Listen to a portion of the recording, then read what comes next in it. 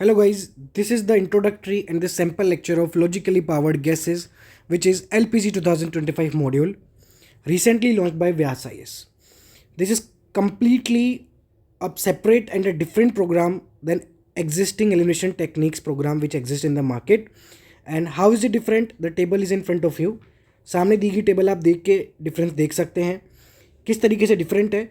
और आपके सामने अभी मैं 4 से 5 क्वेश्चन सॉल्व करके आपको बताऊंगा कि हमारे मेथड्स और हमारी टेक्निक्स कैसे बाकी मॉड्यूल से, बाकी जो और प्रोग्राम से उनसे अलग है, और उनको सॉल्व करने के बाद, उनको सीखने के बाद आप कैसे MCQ एप्टीट्यूड बिल्ड कर सकते हैं। So now let's just solve the questions directly. So we will solve the questions of 2023 में जो आपके क्वेश्चंस आए थे वो हम सॉल्व करके देखेंगे। 2024 वाले की आंसर की अभी आनी बाकी है। जब वो आ जाएगी तो उसको भी हम पेड प्रोग्राम में इंक्लूड कर देंगे। करंटली सैम्पल के लिए मैं आपके सामने अलग अलग सब्जेक्ट के कुछ रैंडम क्वेश्चन लेके आया हूँ जो हम सॉल्व करेंगे अभी आपके सामने। और पेड प्रोग्राम में we will solve each and every question. ऐसा नहीं है कि सेलेक्टेड जिनमें गैसेज अप्लाई होते हैं वो सिखा दिया, नहीं। हर क्वेश्चन में अपना एक गैस होता है, हर क्वेश्चन की अपनी एक टेक्निक है। Indirectly, directly, common sense, general knowledge से सॉल्व की जा सकती है, ठीक है। बेसिक नॉलेज से सॉल्व की जा सकती है बिना डीप में जाए। तो हर एक क्वेश्चन का हम लोग यहाँ पे देखेंगे पेड लेक्चर में। सैम्पल लेक्चर में मैं आपको ऑलमोस्ट डिफरेंट सब्जेक्ट्स के क्वेश्चन लेके आया हूँ ताकि आपको आइडिया लग जाए, ठीक है। तो पहला क्वेश्चन है ये आपके सामने। स्टेटमेंट है Jhelum river passes through Wular lake. अब झेलम रिवर के बारे में जिन लोगों को भी पता है, बेसिक हमने NCERT पढ़ी है, तो we know that it's a part of Indus river system. और ये भी श्रीनगर से रिलेटेड है, जम्मू कश्मीर से रिलेटेड है, ठीक है। अगर मैं वुलर लेक की बात करूं तो ये भी आपके जम्मू कश्मीर में बहती है, ठीक है।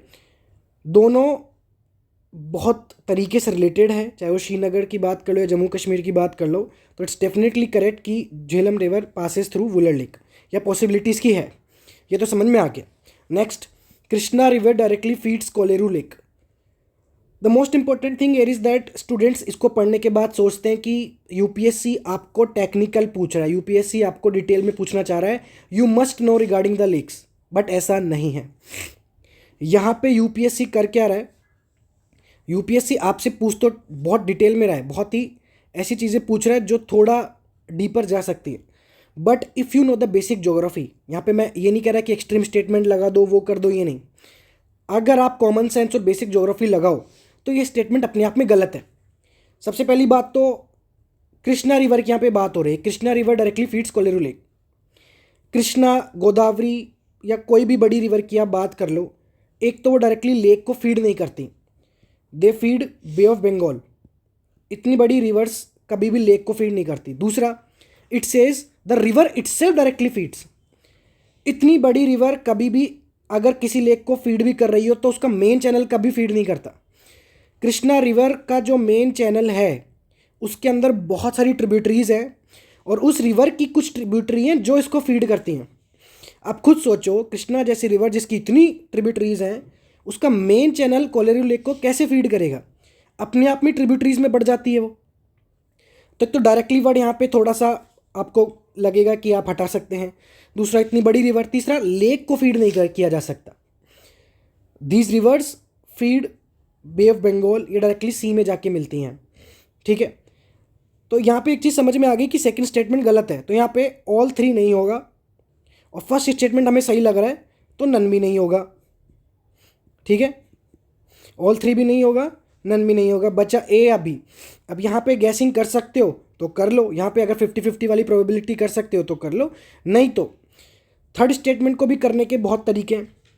अगर मैं कन्वर लेक की बात करूँ तो कन्वर लेक आपको पता है बिहार में है, और गंडक रिवर की मैं बात करूँ तो मींडरिंग अगर गंडक रिवर करती है तो उससे कन्वर लेक नहीं बन सकती। इसके पीछे एक गैस ये हो सकता है कि गंडक रिवर एक मेजर रिवर है, और मेजर रिवर्स मेंडर्स नहीं बनाती जनरली। हालांकि गोमती या कुछ झेलम ऐसी रिवर्स है जो मेंडर्स बनाती है, बट बड़ी रिवर्स मेंडर नहीं बनाती क्योंकि फास्ट होती हैं। मेंडरिंग जिसको पता है बेसिक NCERT वो समझ जाएगा मैं क्या कह रहा हूँ, ठीक है। मेंडरिंग ऐसे होती है ना रिवर की। तो मेंडरिंग में क्या होता है, उस रिवर का एक पोर्शन साइड में हो जाता है सेडिमेंट जमा होते होते। फास्ट रिवर में कभी सेडिमेंट जमा होते ही नहीं है, तो मेंडरिंग नहीं होती। एक तो ये। दूसरा, कार्नवाल लेक ऑक्सबो लेक का प्रोसेस जो होता है वो मेंटेन के थ्रू स्मॉल रिवर्स के थ्रू होता है, और यहाँ पे इसका आंसर है बूढ़ी गंडक। ठीक है, तो यहाँ पे गंडक रिवर देख के थोड़ा सा यूपीएससी आपको कंफ्यूज करना चाहता है, लेकिन जैसा कि मैं आपको कहना चाहूँगा कि थर्ड स्टेटमेंट में आप प्रोबेबिलिटी लगा सकते हैं, बट सेकंड स्टेटमेंट आप आराम से कह सकते हैं कि गलत है, क्योंकि डायरेक्टली फीड्स नहीं होता। और फर्स्ट स्टेटमेंट में अगर आपको ये पता है कि वुलर लेक है कहाँ पे, झेलम कहाँ पे, तो आप आसानी से गैस कर सकते हैं। ठीक है, चलिए दूसरे क्वेश्चन की ओर आगे बढ़ते हैं, उसको भी देख लेते हैं। If you see this question, और ऐसे हम 1 से 100 तक के क्वेश्चन डिस्कस करेंगे, बट यहाँ पे मैं वो क्वेश्चंस लेके आ रहा हूँ जो जनरली लोगों को नहीं पता कि इसके तरीके कैसे हो सकते हैं, और जहाँ पे जितने भी कोर्सेज ऑलरेडी मार्केट में हैं उन्होंने बहुत ही ज़्यादा बेसिक टेक्निक्स बताई हैं। अगर मैं इस क्वेश्चन की बात करूँ, इस क्वेश्चन को करने के 3 से 4 तरीके हैं। ठीक है, which one of the following is the best example of repeated falls in sea level giving rise to present day extensive marshland.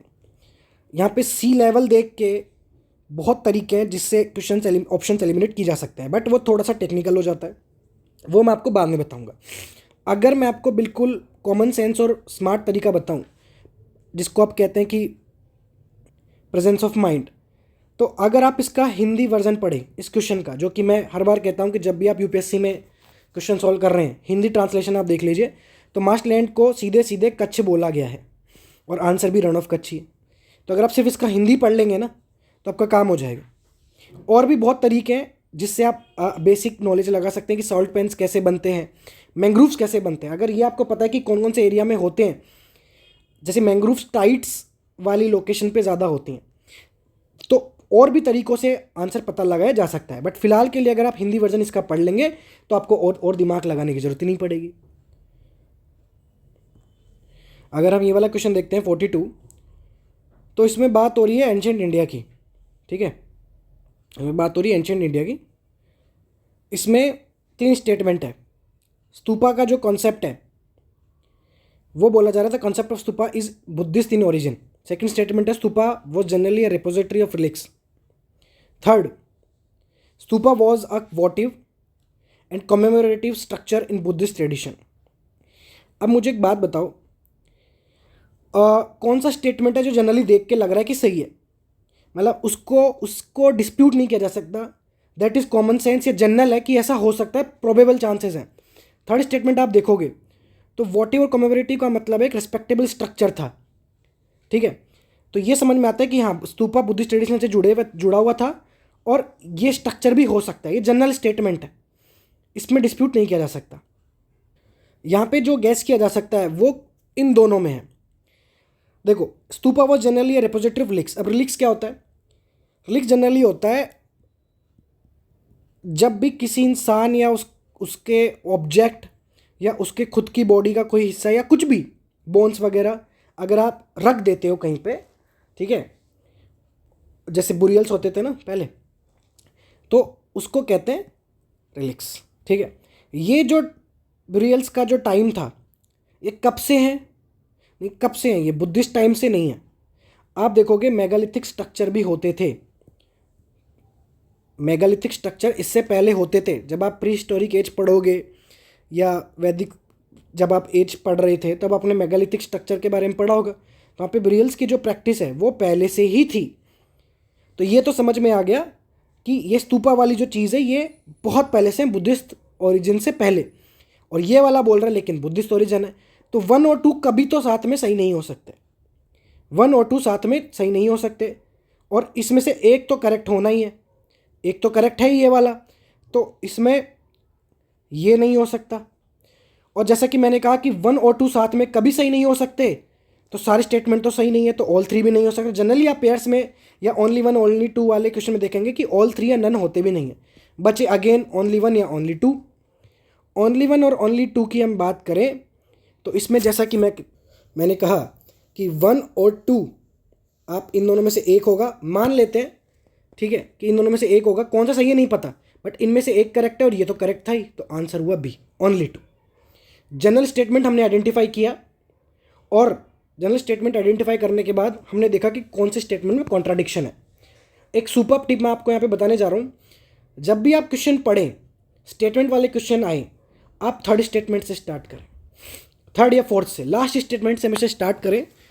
क्योंकि जब भी यूपीएससी क्वेश्चन बनाता है या कोई भी इंस्टीट्यूट टेस्ट सीरीज बनाता है तो एक बेसिक ह्यूमन साइकोलॉजी होती है कि थर्ड स्टेटमेंट तक आते आते, फोर्थ स्टेटमेंट तक आते आते जो क्वेश्चन फ्रेमर है, जो एग्जामिनर है, वो सारा दिमाग अपना फर्स्ट और सेकंड स्टेटमेंट में लगाता है, थर्ड में वो दिमाग नहीं लगाता, या थर्ड या फोर्थ में चला के हिंट देने की कोशिश करता है ताकि आप एलिमिनेट कर लें।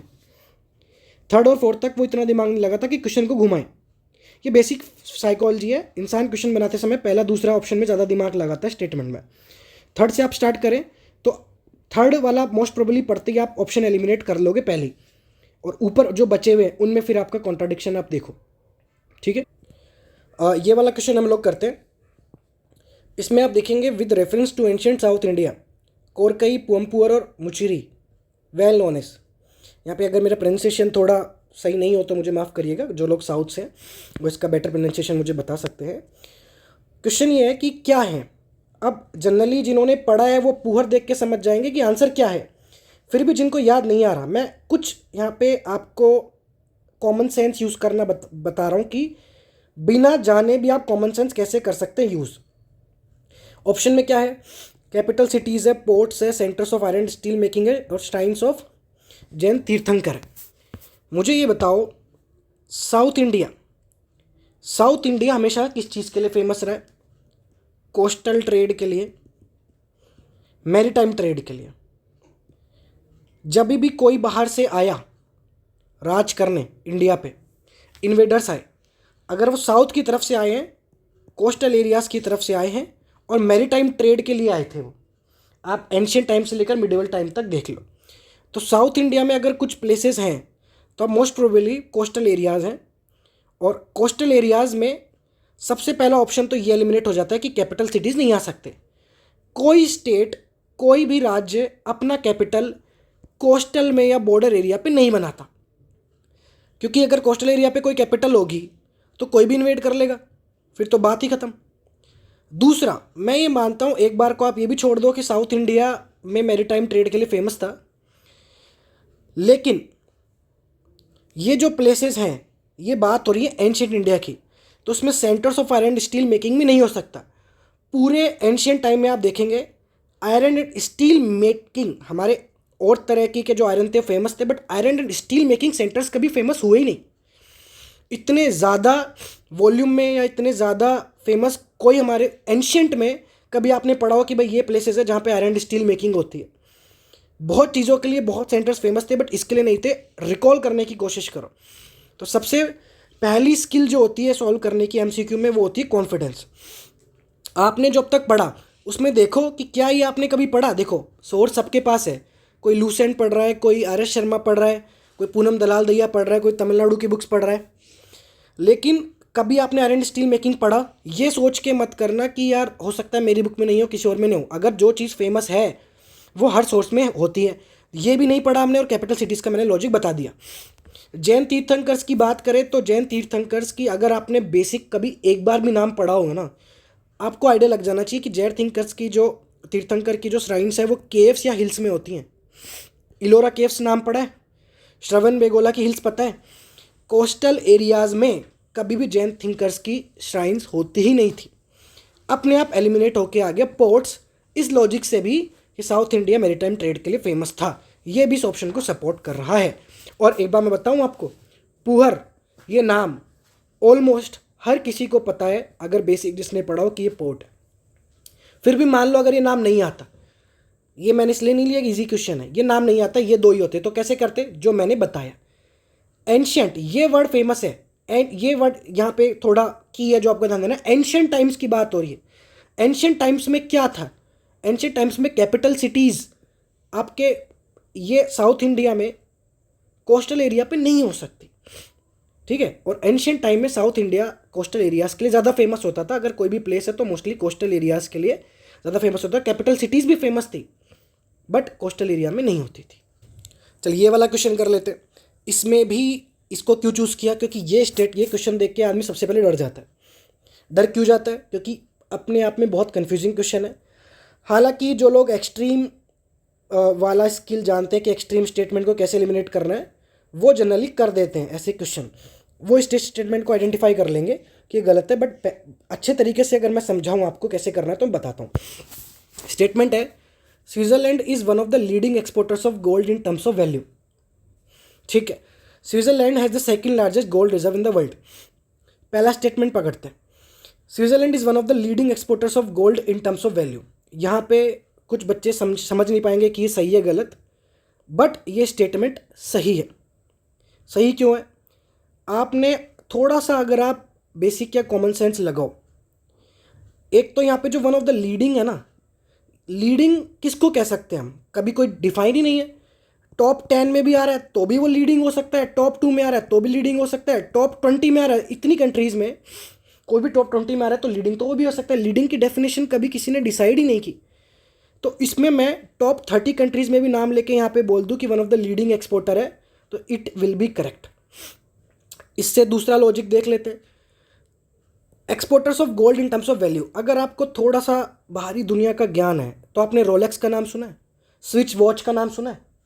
स्विस वॉचेस क्यों फेमस है, रोलेक्स क्यों फेमस है? क्योंकि उनमें गोल्ड डायमंड्स होते हैं। स्विट्जरलैंड से स्विच वॉचेस और जो गोल्ड जो वॉचेस हैं वो फेमस है, तो डेफिनेटली ये लीडिंग में आ ही जाएगा। मैं कहता हूँ टॉप में भी नहीं, पर जहाँ पे घड़ियाँ इतनी फेमस है, इन टर्म्स ऑफ वैल्यू बात हो रही है, तो ये पहला स्टेटमेंट आपका सही है। सेकंड स्टेटमेंट में जब हम बात करते हैं तो यहाँ पे आता है लार्जेस्ट, सेकंड लार्जेस्ट। अब बाकी एलिमिनेशन टेक्निक प्रोग्राम आपको क्या सिखाते हैं कि लार्जेस्ट है तो ये गलत हो गया, जो कि सही भी है, स्टेटमेंट गलत है। बट अगर आप थोड़ा सा कॉमन सेंस लगाएं, थोड़ा कॉन्फिडेंस, अगर आप देखें कॉन्फिडेंस के साथ अभी क्वेश्चन सॉल्व करें। गोल्ड रिजर्व का क्या मतलब है? गोल्ड रिजर्व यहाँ पे होता है कि किसी कंट्री के जो फेडरल बैंक है, जो सेंट्रल बैंक है, उसके पास कितना गोल्ड रिजर्व है, सरकार के पास कितना गोल्ड रिजर्व है। यूएस जैसी कंट्री के पास गोल्ड रिजर्व है। आपको पता है गोल्ड रिजर्व की मैं बात करूं किसका नाम आता है? पहले यूएस का आता है। स्विट्जरलैंड के पास गोल्ड रिजर्व का नाम नहीं आता। इवन स्विट्जरलैंड के पास तो माइंस भी नहीं है। जोग्राफिकली स्विट्जरलैंड कितना बड़ा है? कितना बड़ा है स्विट्जरलैंड? You know that. तो इसका मतलब साफ है कि स्विट्जरलैंड के पास माइंस भी नहीं है, और स्विट्जरलैंड कोई बहुत ज़्यादा ट्रेड भी नहीं करता कि उसके पास बहुत शानदार गोल्ड रिजर्व रहे। और सेकंड लार्जेस्ट गोल्ड रिजर्व अपने आप में एक एक्सट्रीम वर्ड है। तीसरी चीज़, second largest, first largest, third, ये सारी first, second largest, third largest, ये स्टेटमेंट्स हमेशा यूपीएससी गलत करता है। इसलिए नहीं कि एक्सट्रीम है, ये डेटा है। और डेटा इसलिए गलत होता है क्योंकि आज हो सकता है सही हो, 5 साल बाद सही नहीं हो, तो इस क्वेश्चन पे फिर डिस्प्यूट हो सकता है कि यार ये तो चेंज हो गया। ये बदलते रहते हैं ना, लार्जेस्ट है या नहीं है, ये बदलता रहता है। तो जनरली प्रोबेबली ये स्टेटमेंट गलत होता है। ठीक है, तो 3-4 तरीके मैंने बताए, जिसमें से अभी मैं कहूँगा बेस्ट तरीका यही है कि अपने पे कॉन्फिडेंस रखो। स्विट्जरलैंड का नाम जरूर आता है इंटरनेशनल, जब हम ट्रेड की हम बात करते हैं। किसका नाम आता है इंटरनेशनल ट्रेड की हम बात करते हैं? तो पहले यूएस, चाइना, इंडिया। ठीक है, फ्रांस की बात आती है, जर्मनी की बात आती है, रशिया की बात आती है। स्विट्जरलैंड की बात क्यों नहीं आती?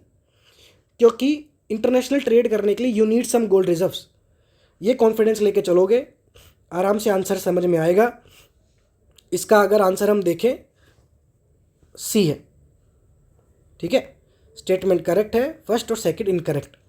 ये तो आप मान के चलो कि ऐसे क्वेश्चन थे जो मैंने रैंडमली आपको अलग अलग तरीके से बताए हैं।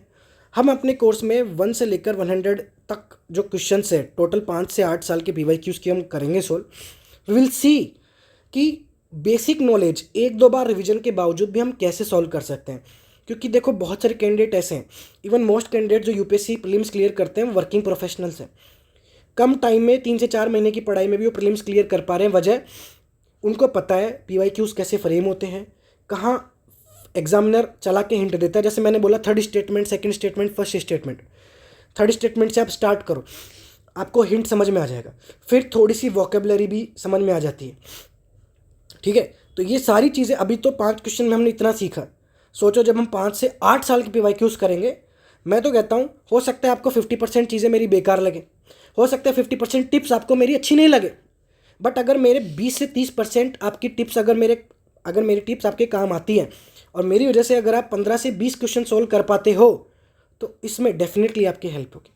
ठीक है, बाकी जानकारी के लिए जो मैंने पोस्टर शुरू में शेयर किया था इस वीडियो में, उस पर आप डायरेक्टली कॉल करके इस कोर्स की इन्फॉर्मेशन ले सकते हैं।